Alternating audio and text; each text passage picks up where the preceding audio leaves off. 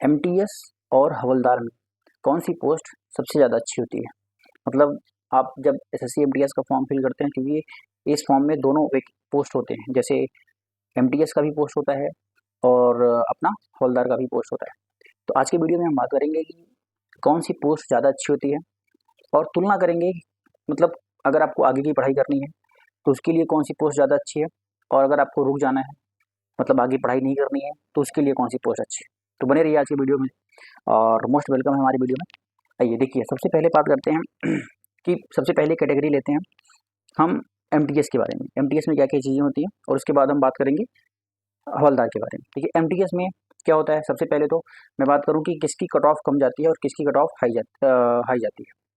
तो अगर मैं बताऊं आपको तो जो एमटीएस की कट ऑफ होती है वो कम जाती है और हवलदार की कट ऑफ ज़्यादा जाती है। इसके पीछे का कारण मैं आपको बता दूं, क्योंकि एमटीएस की वैकेंसीज भी कम होती हैं उसी के प्रपोर्शन में देखें, और हवलदार की वैकेंसीज कम होती हैं। जैसे 2022 की बात करूं तो 12,000 वैकेंसीज में लगभग 11,500 वैकेंसी एमटीएस की थी और 500 वैकेंसी लगभग हवलदार की थी। तो आप समझ सकते हैं कि अगर हवलदार की वैकेंसी कम है, पोस्टें कम हैं, तो डेफिनेटली उसका क्या होगा, जो कट ऑफ होगा वो हाई जाएगा। तो ये चीज़ होगी। तो कट ऑफ हवलदार का ज़्यादा जाता है और एमटीएस की कट ऑफ कम जाती है। दूसरा दूसरा हम बात करेंगे कि वर्दी, जो एक ड्रेस होता है, क्या वर्दी किस में मिलता है?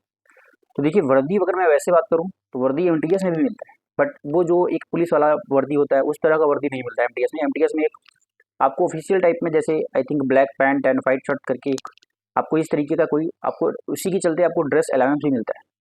आपको एक साल में ड्रेस अलाउंस भी दिया जाता है जुलाई के मंथ। जबकि अगर हम देखें हवलदार में, तो हवलदार में प्रॉपर आप देखेंगे ड्रेसिंग सेंस जो होगा, जैसे एज ए कांस्टेबल होता है उस तरीके की उनकी यहाँ पे क्या होता है, उनका एक ड्रेस होता है, वर्दी होता है। तो दूसरा चीज़ ये हो गया। एमटीएस में जैसे मैं, अब देखिए, कोई भी ज़्यादातर एमटीएस क्या होते हैं कि वो विदाउट ड्रेस भी आते हैं 90% केसेस में, लेकिन हवलदार में क्या होगा कि उनको तो ड्रेस में रहना ही होगा। तीसरी चीज़ देखिए, कौन सी ज़्यादा आरामदायक है, तो एज ए मेरे एक्सपीरियंस से मैं कहूँगा तो एमटीएस ज़्यादा बढ़िया जॉब है। क्यों? क्योंकि एमटीएस में आपको एक डेस्क जॉब दिया जाता है। आप एक जगह बैठे होते हो और थोड़ा बहुत काम कर लिया, जो भी काम है उसको कर लिया। लेकिन हवलदार में क्या होता है कि कब हमको कॉल करके बुला दिया जाए, आधी रात में भी अगर बोल दिया जाए चलना यहाँ पे रेड मारना या कुछ भी करना है, तो आपको उठ के जाना पड़ेगा। तो एक्चुअली में जो हवलदार होता है उसका जो है वो फील्ड वर्क होता है, वो फील्ड में उसको जाकर के काम करने पड़ेंगे। जबकि एमटीएस में ऐसा कुछ नहीं होता। एमटीएस में आपकी 9:30 से 6 तक वैसे तो नॉर्मली ड्यूटी होती है, तो आराम से आप 9:30 से 6, हाँ 9:30 से 5 ही आप बोल सकते हो ना। तो ये यहाँ पे एमटीएस का होता है। अब देखिए, मैं बात करता हूँ सैलरी की। सैलरी किस में ज़्यादा होती है, किस में कम होती है? तो देखिए, एमटीएस की सैलरी जो है वो हवलदार की अपेक्षा कम होती है, लेकिन बहुत ज़्यादा अंतर नहीं होता। 1,000-2,000 का ही अंतर होता है, केवल 1,000-2,000 का ही अंतर होता है एमटीएस और हवलदार की सैलरी में। बहुत ज़्यादा होगा 2,000, इससे ज़्यादा डिफरेंस नहीं आता है।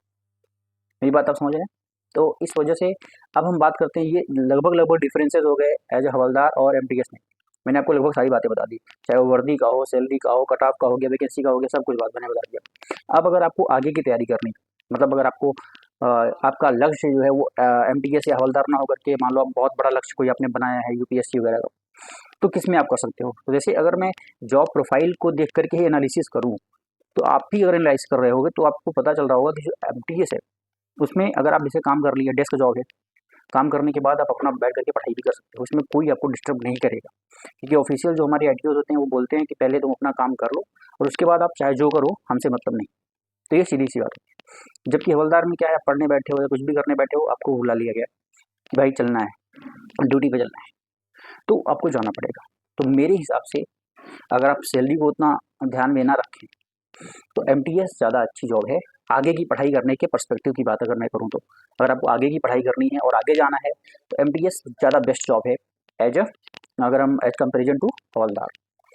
तो आई थिंक आपको ये बात समझ में आ गई होगी। तो आप उसी हिसाब से अपना चॉइस करेंगे और आपका नंबर के हिसाब से भी आपको मिलेगा। वैसे मान लो अगर आपको दोनों मिल गया तो आप उसी के हिसाब से क्या करिएगा, अपना चॉइस करिएगा। ठीक है, अगर आपको पढ़ाई करना रहेगा तो आप एमटीएस चूज कर लिए, अदरवाइज अगर आपको हवलदार मिल रहा है तो हवलदार भी आप कर सकते हो, थोड़ी सी वहाँ पे सैलरी ज़्यादा होती है। Okay, thank you for watching this video and share and subscribe this video as well.